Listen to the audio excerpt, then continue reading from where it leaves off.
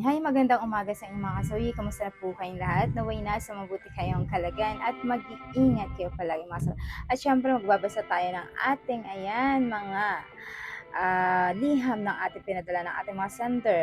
Syempre magagaling ito sa ating sender na isang lalaki. Ma'am, sorry po sa istorbo, may tatanong lang ako tungkol sa jowa ko. OFW ako ma'am, loyal po ako sa kanya every 7 months. Umuwi ako Pinas. Ngayon ma'am, sabi niya first time niya pero maluwag po. Tsaka pansin ko, sobrang galing niya sa BJ. Saan niya natutunan? Sa Wattpad daw. Yung mga story pero may kaunting duda po ako. So yung ating sender ay isang lalaki mga kasawi na sabi nga niya ay OFW siya at every 7 months ay umuwi siya ng Pinas. Then, nagdududa lang siya sa kanyang jowa or girlfriend ba ito na bakit napakagaling daw ito mag-BJ. So, syempre, tinanong niya ang kanyang jowa. Ang sabi niya ay natutunan ito sa mga apps. So, syempre, nagdududa siya. Kaya nagbigay siya ng advice kung ano ang masasabi natin dito at eto ay bibigyan natin ng opinion. Syempre, para sa akin mga kasawi, kapag ganito naman talaga na 7 months kang umuwi tapos may natutunan ang iyong jowa, nakakaiba, wala namang problema doon or walang meaning ibig sabihin. Kasi sabi ko nga sa inyo, kung pinapaalam naman ng girlfriend ninyo na talagang marami siyang na pinapanood, kumbaga nag-aaral siya na about na lesson about sa ganitong usapin or ginagawa, so ibig sabihin walang problema yon kasi gusto lang niya na mapasaya ka at gusto niya na pagdating mo gawin niya ito sa'yo na talagang good performance or 100% na performance level yung gagawin niya sa'yo para naman is ma-appreciate mo, is talagang matatakam ka, tigit sa lahat.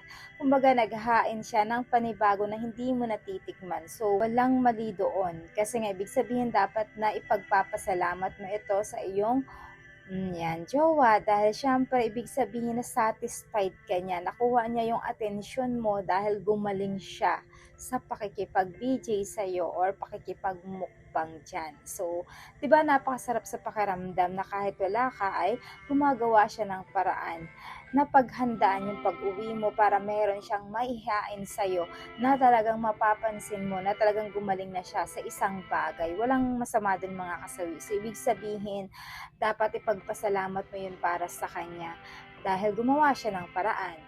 Pero, eto naman yung isang suggestion doon. Kung talagang yung jowa mo na nagdududa ka dahil feeling mo hindi naman talaga niya ito napapanood sa mga apps pero dahil baka ine-experience niya ito sa ibang lalaki. Ibig sabihin magtataka ka, dapat malalaman mo din ito the way siya na makisama sa'yo sa first time ninyo ulit na magkita. Ayan, di ba? Makikilala mo or malalaman mo the way na kumilos ang iyong jowa, kung may pagbabago ba sa kanyang kinikilos, pakikitungo sa'yo. And hindi lang yun the way na talagang siya ay maglalambing sa'yo, 'di ba? Merong kakaiba, 'di ba? Doon mo 'yan malalaman. Kasi nga syempre ang isang babae kapag meron na talaga ang lalaki ito na lalaanan niya ng sarili niya. So ibig sabihin, hindi niya maibibigay sa'yo yung sarili niya at performance kasi tatama rin yan sa'yo dahil nandidiri na siya sa'yo at higit sa lahat ayaw niya na makisama sa'yo, hindi niya gagawin yung bagay na performance level dahil ayaw kanyang makasama sa kama, 'di ba? Ganun lang yun, napakasimple.